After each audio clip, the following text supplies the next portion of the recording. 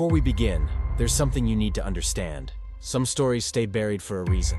The ones you're about to hear tonight weren't meant to be shared publicly. They come from real people, real moments, and real fear. To protect those involved, identities have been kept confidential, and certain details have been altered. What hasn't been changed is the experience itself. If true stories like these keep you watching, consider subscribing and sharing your thoughts in the comments. Your support helps this channel continue telling stories that are rarely spoken about. Dim the lights, get comfortable, and let's begin. I'm Robert, 31 years old, and I'm a real estate developer from Denver.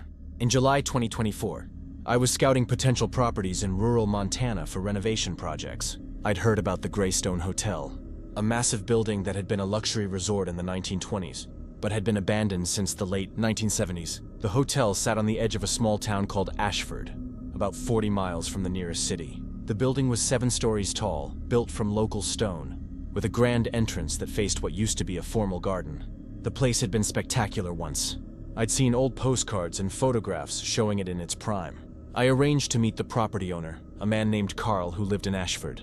He was in his 70s, friendly but cautious. "You can look around," he told me when I met him at his house. "But I'm not going in with you. Haven't set foot in that place in 30 years and I don't plan to now." "Why not?" I asked. He shrugged. "Place doesn't feel right. Never has. Not since they closed it. You'll see what I mean." He gave me keys to the front entrance and a warning to watch for weak floors, especially on the upper levels. I drove to the hotel, eager to see what kind of shape it was in. If the bones were good, this could be an amazing restoration project. The hotel was impressive even in its decay. The stone exterior was solid, covered in moss but structurally sound. The front entrance had double doors, glass panels long since broken. I unlocked them and stepped into the lobby. It was grand. High ceilings with plasterwork that was crumbling but still showed the original design. A massive chandelier hung crooked in the center, most of its crystals missing. There was a front desk, a sitting area with furniture rotted through, and a wide staircase leading to the upper floors. Everything was covered in dust and debris, but you could still see the luxury that had once been here. I spent the first hour on the ground floor, taking notes and photos. The dining room was huge, with floor-to-ceiling windows that looked out onto the overgrown garden. The kitchen was full of old equipment, including a walk-in freezer that stood open and empty. Everything seemed stable enough for renovation, though it would be expensive. I decided to check the upper floors. The elevator obviously didn't work, so I took the stairs. They were marble, worn but solid. I climbed to the second floor. This level was all guest rooms, probably 20 or 30 of them lining a long corridor. Most of the doors stood open, revealing small rooms with beds still in place, dressers, some with wallpaper peeling in long strips. I walked down the corridor, checking several rooms. They were all similar, small, simple, nothing special. But at the end of the corridor, there was one door that was closed. It was room 217, according to the tarnished number plate.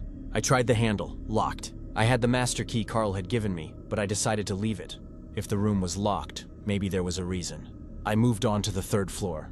The third floor was when things started to feel off. It was colder up here, noticeably so. I could see my breath in the air. The corridor was identical to the second floor, same layout of rooms, but the atmosphere was different, heavier. I felt like I was intruding on something. I checked a few rooms, but my enthusiasm was waning. The cold was getting to me, and I was starting to feel uncomfortable. I decided to check one more floor and then head down to finish. My ground floor assessment. The fourth floor was worse. The cold was intense now, like standing in a freezer, and there was a smell. Not decay or mold, but something chemical, antiseptic. Like a hospital. I walked slowly down the corridor, my footsteps echoing. Every door on this floor was closed. All of them. On the previous floors, they'd been open, but up here, every single door was shut. I reached for the first door handle. Room 401. It was ice cold to the touch. I opened it quickly, just wanting to look inside and move on. The room was empty, but the walls were covered in something. Scratch marks, hundreds of them, carved deep into the plaster. They covered every surface, the walls, even the ceiling. I backed out and closed the door. "Okay, that's enough," I said to myself. I turned to head back to the stairs, but the corridor had changed.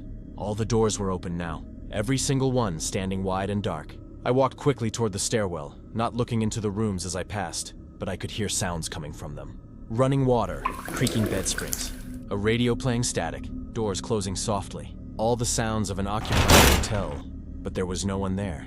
I reached the stairwell and started down. As I descended, I heard footsteps above me, coming down the stairs. Multiple sets of footsteps, moving at different speeds. I moved faster, taking the steps 2 at a time. The footsteps above matched my speed. I reached the second floor landing and made a mistake. I looked up. The stairwell above me was full of people. Shadows, really, the same as in the prison, but more defined. I could see clothes, faces, though the features were blurred. They were all coming down the stairs, dozens of them, moving toward me. I ran.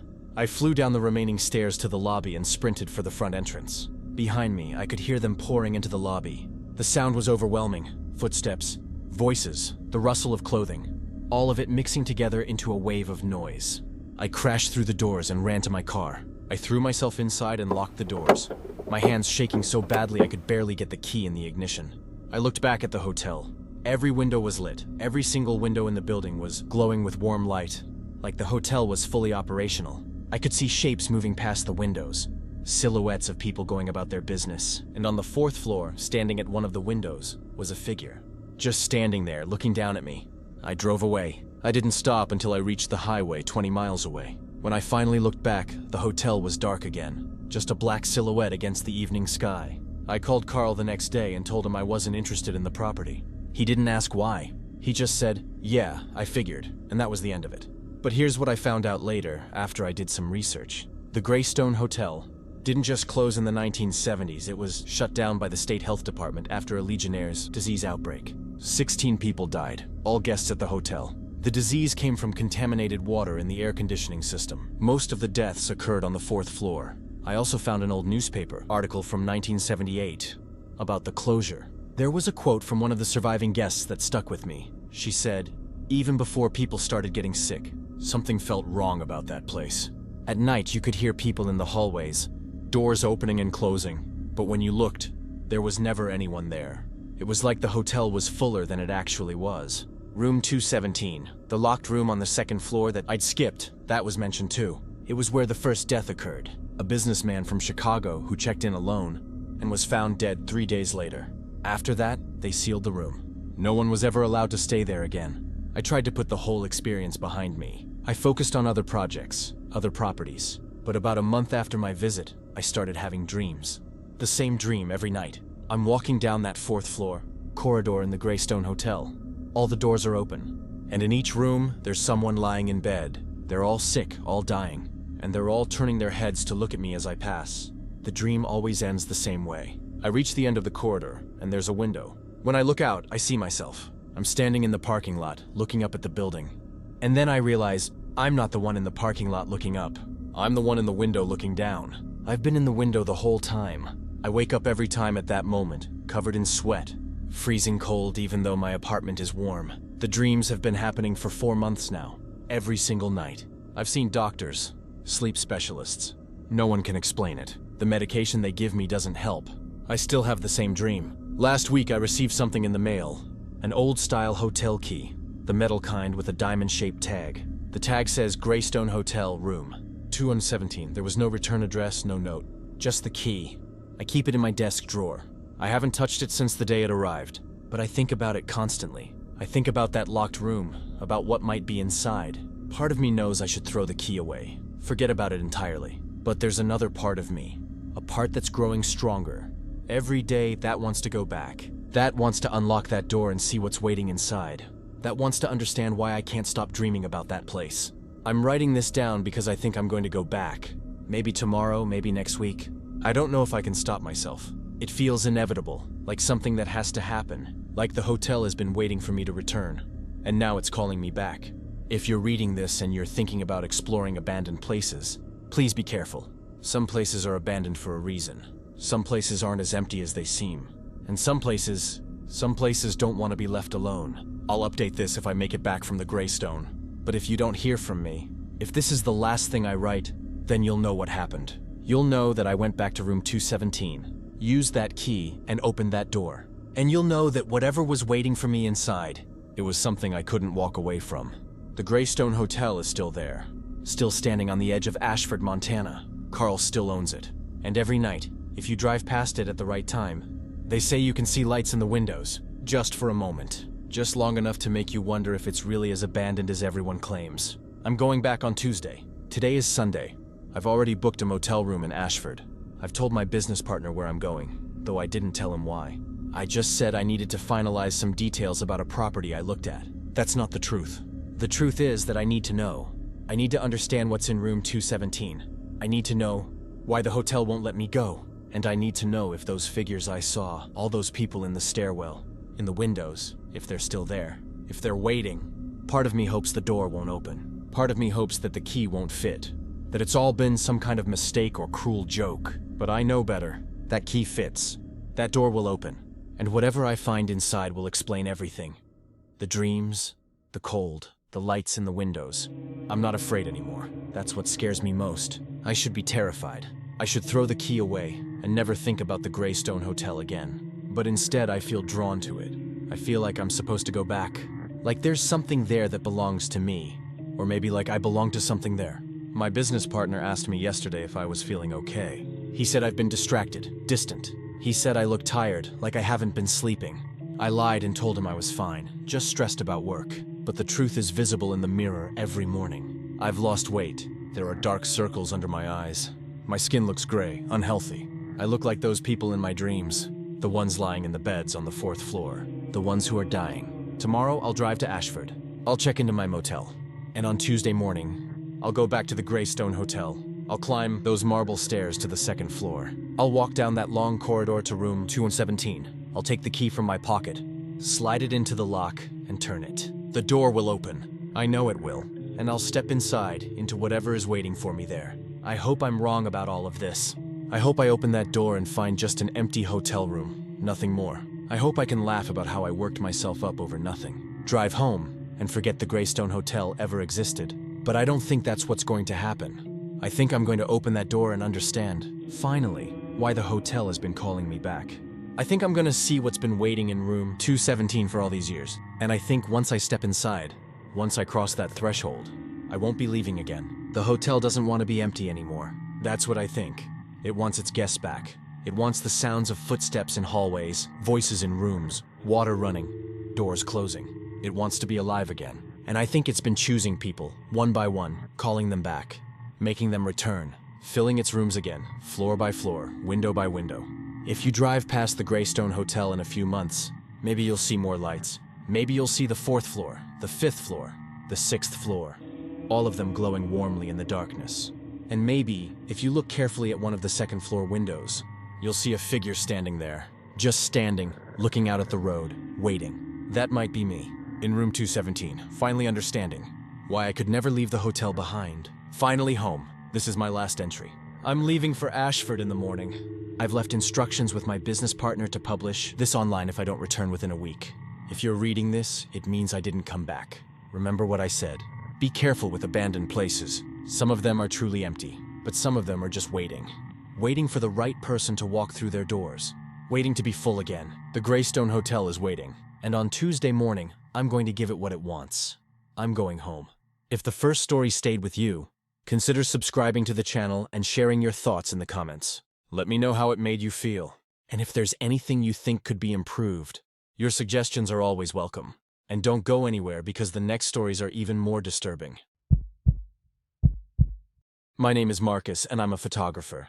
I specialize in urban exploration, capturing the decay of forgotten places. I've been to dozens of abandoned buildings over the past 5 years, and I've never believed in ghosts or anything supernatural. What happened at Riverside Sanitarium changed that.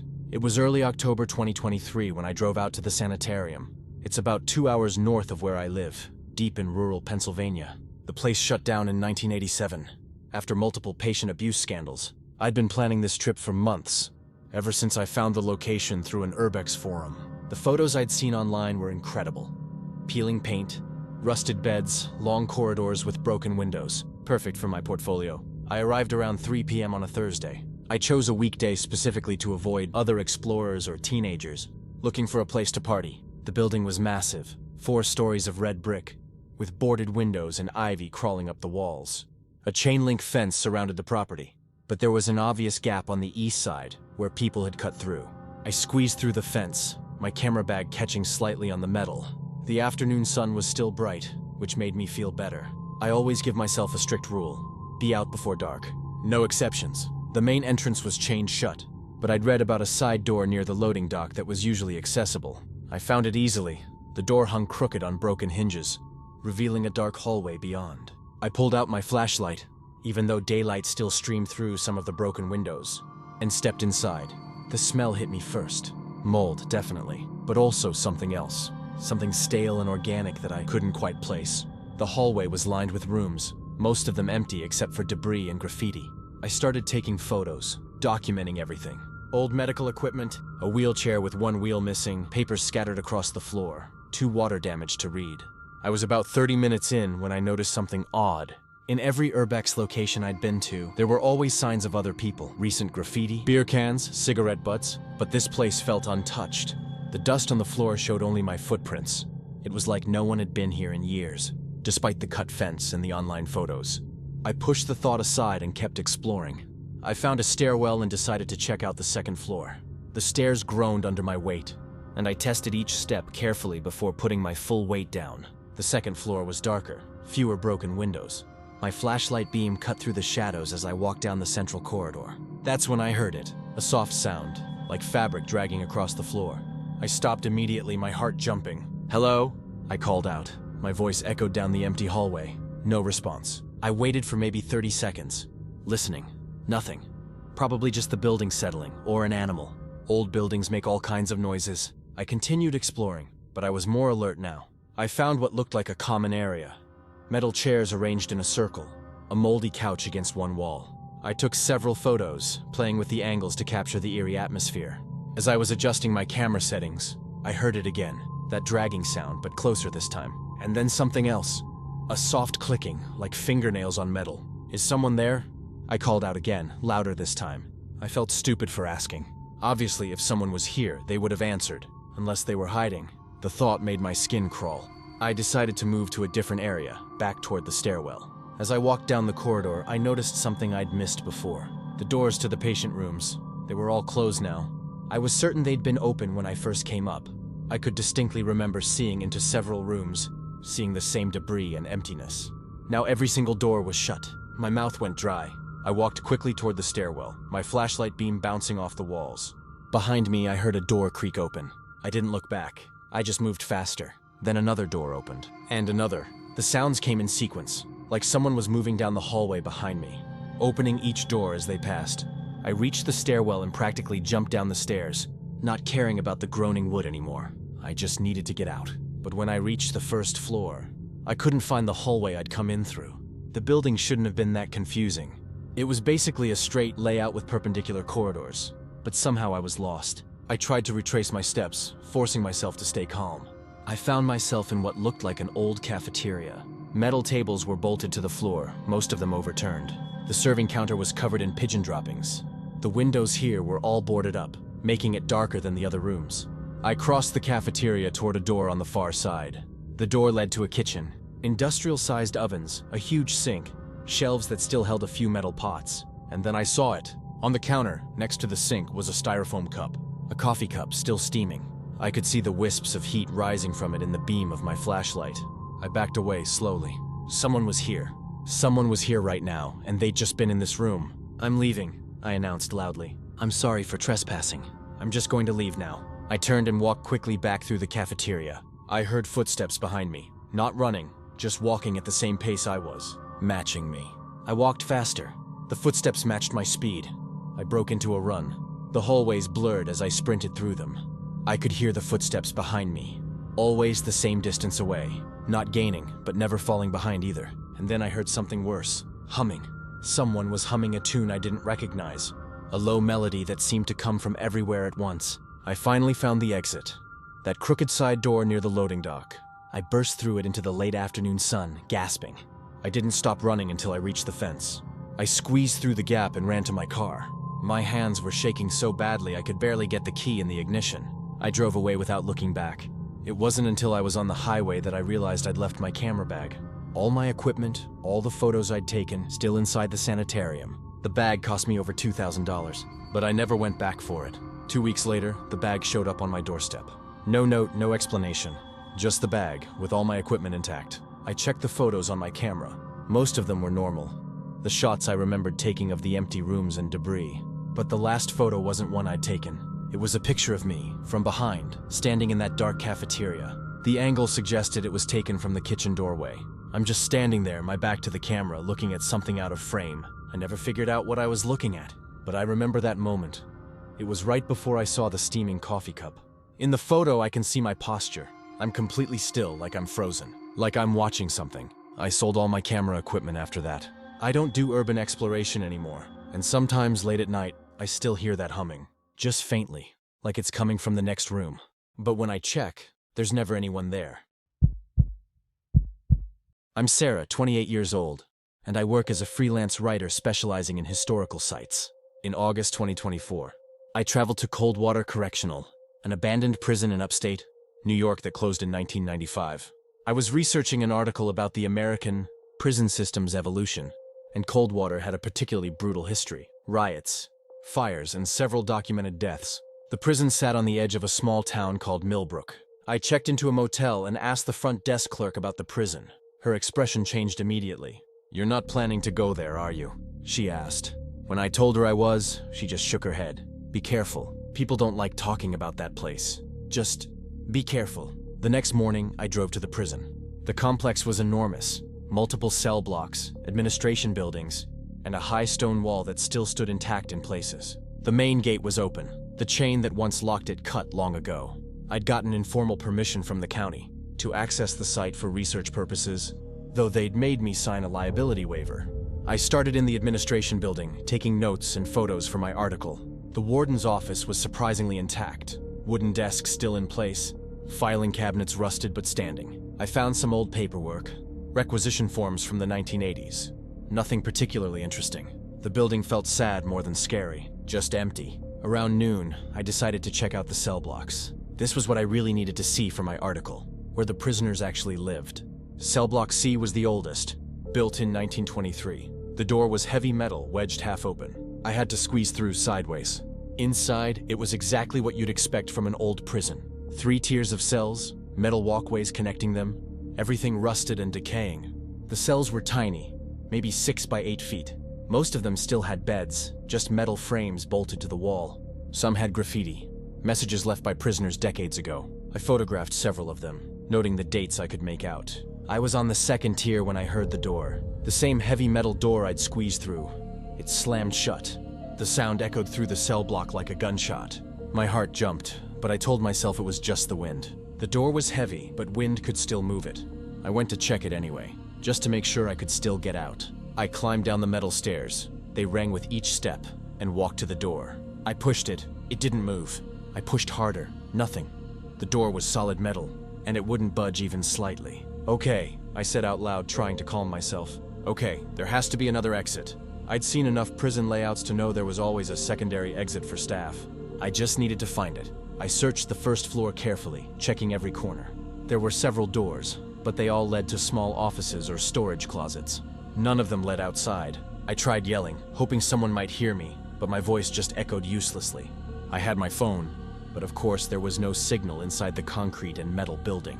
I decided to check the upper tiers. Maybe there was a roof access or something. I climbed to the 3rd tier. The walkway up here was worse. Several sections of railing had collapsed, leaving open gaps with a 30-foot drop to the concrete below. I moved carefully, staying close to the wall.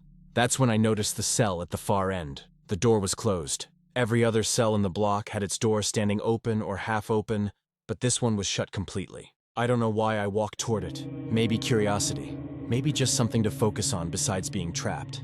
As I got closer, I could hear something. A voice, very faint, coming from inside the cell. I couldn't make out words, just a low murmur. I reached the door and pressed my ear against the cold metal. Someone was definitely speaking inside, a man's voice, but I couldn't understand what he was saying. "Hello?" I knocked on the door. "Is someone in there?" The voice stopped immediately. Then I heard movement, shuffling sounds, like someone standing up.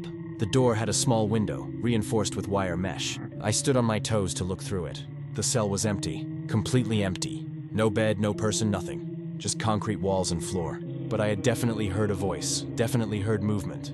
I stepped back from the door, my hands trembling. All around me, the other cells began to make noise. Rustling sounds, whispers, the scrape of metal on concrete. I turned slowly, looking down the tier. Every open cell door was now closed.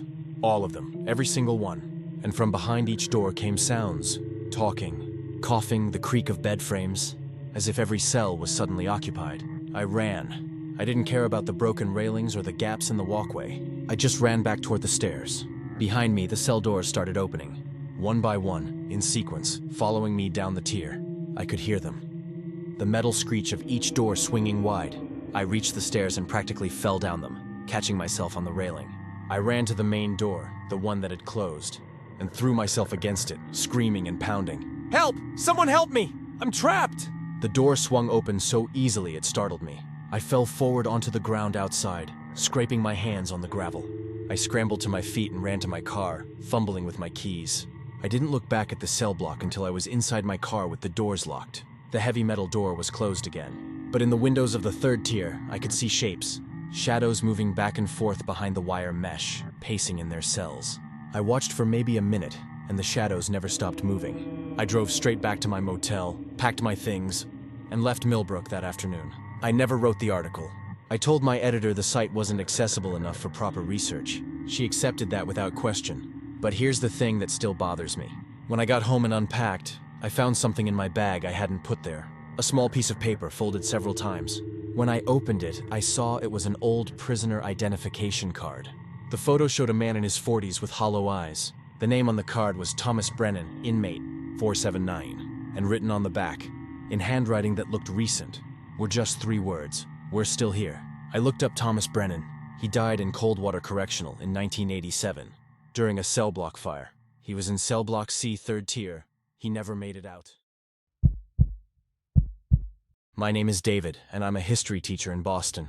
I'm 34, married, completely normal guy. In September 2024, I decided to explore some of the abandoned subway stations beneath the city. Boston has several of them, stations that were closed decades ago, when lines were rerouted or consolidated. They're technically off limits, but urban explorers access them regularly through service tunnels. I'd read about Scollay Station, closed since 1963 when the area was redeveloped. It was supposed to be one of the most intact abandoned stations, with original tile work and signage still in place. A colleague knew someone who'd been there and gave me basic directions. Access through a maintenance passage near Government Center.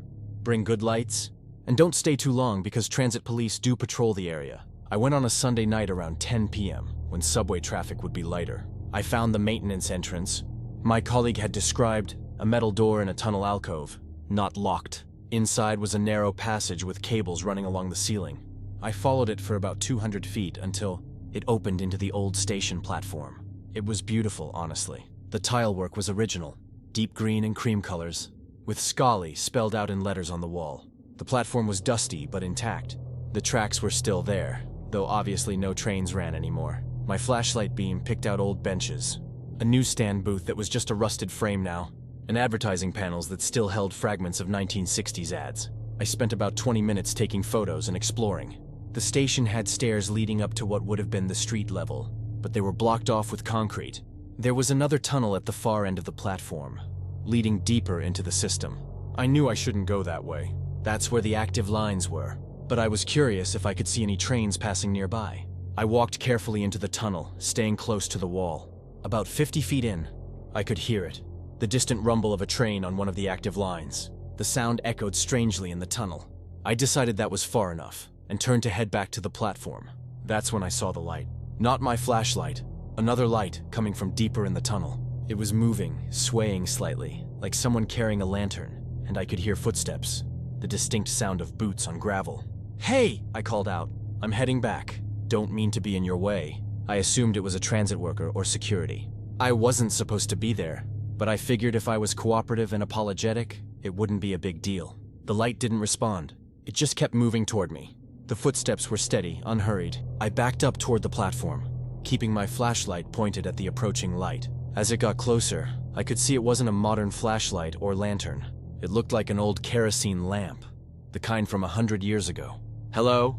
I called again, less confident now. The light was maybe 30 feet away, and I still couldn't see who was carrying it. Just the light itself, floating at about chest height, moving steadily forward. The footsteps continued, but they didn't match the speed of the light. The footsteps were faster, coming from somewhere else. I turned and ran back to the platform. I could hear the footsteps behind me now. Multiple sets of them, all moving at different paces, and other sounds too. voices calling out but not in English. Or maybe it was English from a different era. The accent was so thick I couldn't understand the words. I reached the platform and ran for the maintenance passage. Behind me, the sounds got louder. I could hear what sounded like a crowd now. Dozens of voices, footsteps echoing on the platform, the screech of metal on metal. I risked a glance back. The platform was full of people. Shadows, really. I couldn't see details, just shapes moving in the darkness. They wore old-fashioned clothes. I could make out hats, long coats. They moved like they were catching a train. Normal, everyday movements, but there was no train. They were just there, crowding the platform, and the sound of them was overwhelming. I dove into the maintenance passage and ran. The passage seemed longer than before, the cables catching at my jacket. I could hear them behind me, not following, just being there. The same crowd sounds, the same voices. I burst through the metal door into the modern subway tunnel and slammed it shut behind me. I stood there gasping, my heart hammering. The door had no lock, nothing to secure it. I waited for it to burst open, for those shadow figures to come pouring through, but nothing happened. After a few minutes, I slowly opened the door and shone my light down the maintenance passage. It was empty, silent. I could see all the way to where it opened onto the platform, and there was nothing there. No people, no sounds, just the abandoned station, exactly as I'd found it. I left quickly, emerging into the active subway station and blending in with late-night passengers. I felt ridiculous. I'd spooked myself, clearly. Empty places play tricks on your mind. That's all it was. But when I got home and looked at the photos on my phone, there was one that I didn't remember taking. It was a shot of the platform from the tunnel, the angle I'd been standing at when I saw the light. In the photo, the platform was full of people. I could see them clearly, men in suits and caps, women in long dresses, all standing around waiting. The photo quality was strange too, grainy and washed out like an old photograph. I deleted it immediately. I told myself it was some kind of glitch, a double exposure, something technical, but I can still picture that image perfectly. All those people, just waiting for a train that would never come. I did some research later. In 1928, there was a crush at Scollay station during rush hour. 43 people died in the panic. The station was renovated after that, stayed open for another 35 years. But I keep thinking about those people trapped in that moment, still waiting. I never went back to any abandoned subway stations. And sometimes, late at night when I hear the subway trains rumbling beneath our apartment, I wonder about all those empty stations scattered through the tunnels. I wonder what's still waiting down there in the dark. I'm Jessica, 26, and I work in marketing in Atlanta. Last June, I took a solo road trip through the South, just to clear my head after a bad breakup. I'd been seeing photos online of this place called Wonderland Park, an abandoned amusement park in rural Alabama that closed in 2002 after a fatal accident on one of the rides. The photos were incredible. Rusted roller coaster tracks reaching into the sky, a carousel with faded horses, concession stands with menus still visible. I love photography, and I thought it would be a perfect stop on my trip. Plus, I'd heard it was easy to access. No real security, just an old fence with plenty of gaps. I arrived on a Wednesday afternoon. Around 4 p.m., the park was surrounded by woods, set back from the main road. You could see the top of the Ferris wheel from the highway, frozen in place, covered in vines. I found a parking area that was just an overgrown lot and hiked in toward the entrance. The main gate was chained, but like I'd read online, there were several places where the fence had been cut or had fallen down. I walked through into the park. It was bigger than I expected. You couldn't see the whole layout from any one spot. Paths wound between rides and buildings, most of them overgrown with weeds. I started at the entrance area, photographing the ticket booths with their windows, smashed and counters covered in leaves. There was a map of the park on a faded sign, and I used it to plan my route. I wanted to see the carousel first, then work my way toward the roller coaster. The carousel was in the center of the park, under a covered pavilion. The roof had partially collapsed, and birds had nested in the rafters. The horses were still there, frozen mid-gallop, their paint chipped and faded. Some had fallen over, lying on their sides on the platform. I spent a while there, taking photos from different angles. It was sad more than scary. Just this artifact of joy left to decay. As I was leaving the carousel, I heard music. Just for a second. Carnival music, the cheerful pipe organ sound you'd hear from a working carousel. I stopped and listened, but it was gone. I convinced myself it was my imagination, my brain filling in what should be there. I continued exploring. I found the concession stands, the game booths with their prizes long since taken or rotted away, a funhouse with its mirrors shattered. Everything was overgrown and broken, but there was something peaceful about it. No one else was around. It was just me and the ghosts of other people's memories. I checked my watch. It was almost 6 p.m.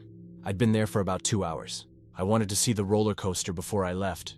It was called the Thunder Run, and it was the ride where someone had died. A mechanical failure had caused a car to derail. The park closed within a month of the accident and never reopened. The roller coaster dominated the back section of the park. The wooden track was weathered gray, and parts of it had collapsed. But most of it was still standing, looping through the trees. I found the station, where people would board. There was still a car sitting on the track, waiting. I climbed the platform to get a better photo. That's when I heard the sound. A mechanical clicking, like a chain lift engaging. I froze, listening. It was coming from the roller coaster track. The steady click, click, click of cars being pulled up the first hill. But that was impossible. The ride had been defunct for over 20 years. There was no power to the park. I stepped back from the platform, watching the track. I couldn't see anything moving, but the sound continued.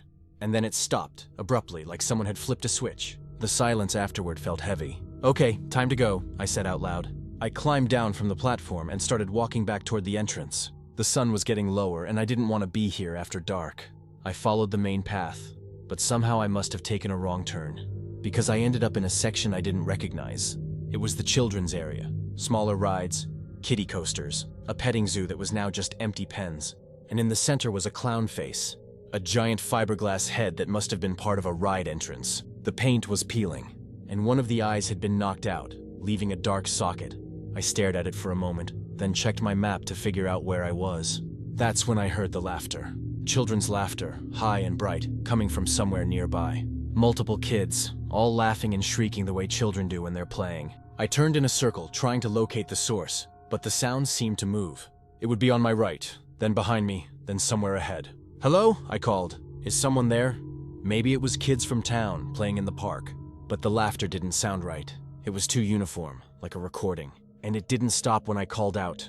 It just continued, that same bright, cheerful sound. I walked quickly toward where I thought the entrance was. The laughter followed me, staying at the same distance. I passed the carousel again, and as I did, I swear I saw it move. Just one of the horses, rocking slightly on its pole. I didn't stop to look closer. The sun was setting now, the light getting dim. I needed to get out before it was fully dark.